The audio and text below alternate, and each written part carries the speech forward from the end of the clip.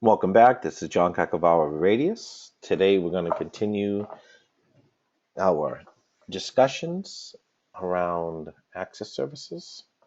We will continue with our training domain and in particular our car access service. So the topic of this discussion is redactors. Redactors are an interesting concept. Redactors will redact or filter out data after the data comes back from the database.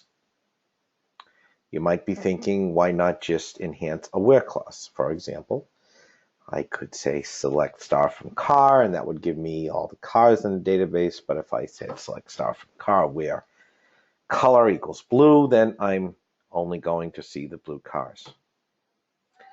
What if I wanted to redact or filter information that I can only compute or validate or view after I get the information back from the database? That is why we redact. And there are a lot of reasons why a where clause just doesn't fill the bill for us all the time. One good example is security. A user may not have the ability to see blue cars. That's going to be very difficult, if at all possible, to put into a where clause. So let's get going and let's create a redactor in Frameworks.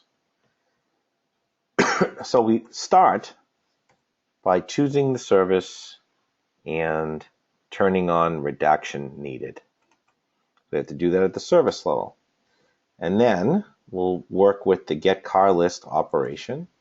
In the get car list operation, we will say redaction is needed. And then we will say save. And when we do that, Frameworks will create a folder for redactions, and it will create the get car list redactor. And as you can see, the get car list redactor doesn't do anything yet.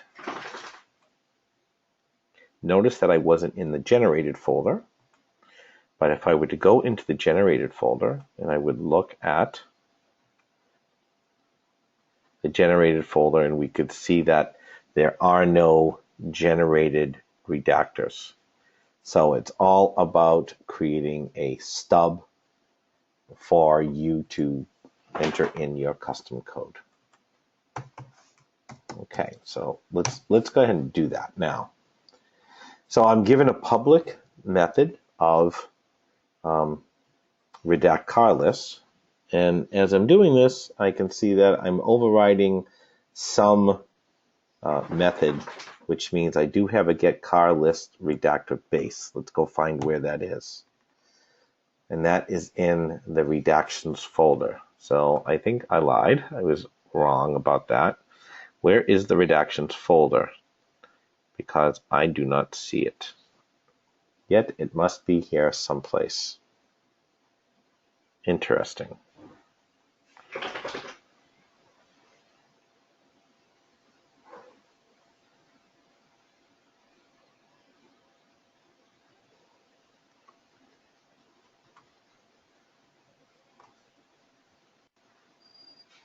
Interestingly enough, I did find it, and I found it in an odd place under implementation.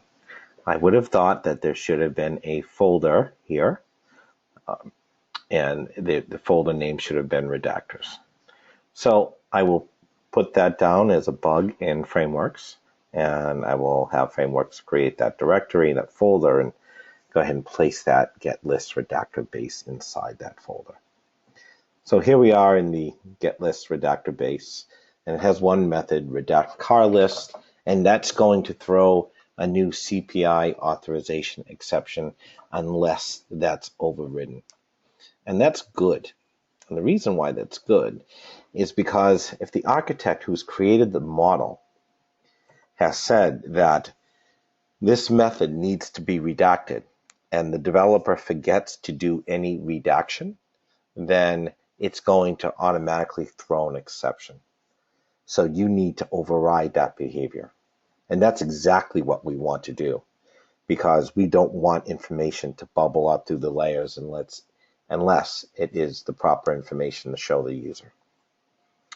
Great. Let's go back to that custom redactor.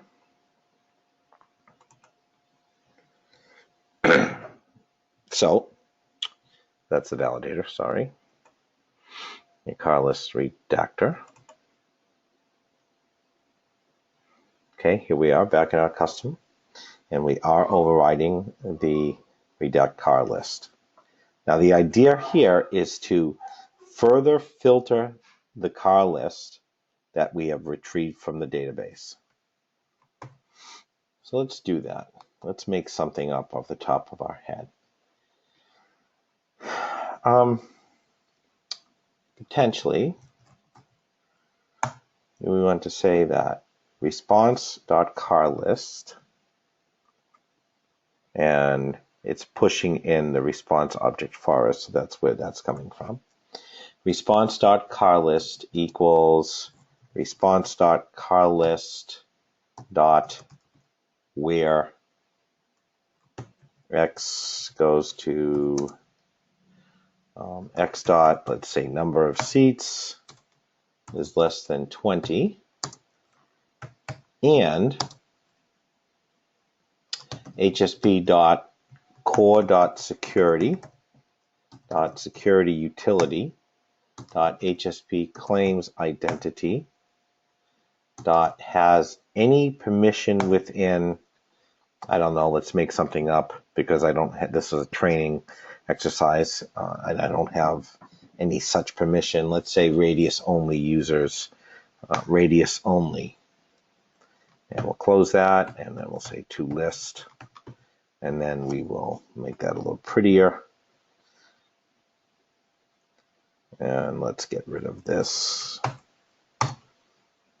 Okay, so this is saying that unless a car has less than 20 seats and the permission, the authorization of this user, and the user is portrayed by the security.hsp claims identity, unless this user has this permission and the number of seats is less than 20, then it will be filtered out and they won't be able to see the car. Pretty simple. That's redaction. It filters out data after the database returns the information. Now, how is this used by frameworks and where is it in the pipeline? For that, we will go back to car access. And again, there's nothing you have to do, but I want you to know that it exists. So we saw before how validators work. Validators work after the before the operation, but redactors work after the operation. It assumes that the operation will get the data, massage the data, or do something with it, and then at that point, it will call the redaction mechanism. So let's take a careful look. It says get car list redacted.object cache, so it pushes the object cache in there, and then get car list redacted.redact car list, and it pushes in the request and the response as it knows it at this point. It's important for the developer to know that all they have to do is go and to write the redact car list. How prevalent is redaction in our code base? I wouldn't say it's common. Probably less than 10% of the time you'll be writing redactors, but it's important to write them when they're needed. Fortunately, until you really start to understand how our architecture works, we will have an architect create the detailed model for you, and you will just have to follow that model. In the worst case that would happen is you will get an exception when calling the get car list because you forgot to write the redactor. I think that's the conclusion of the redactions for now. Again, as always, email me or call me for questions. And we will move on with the next talk shortly.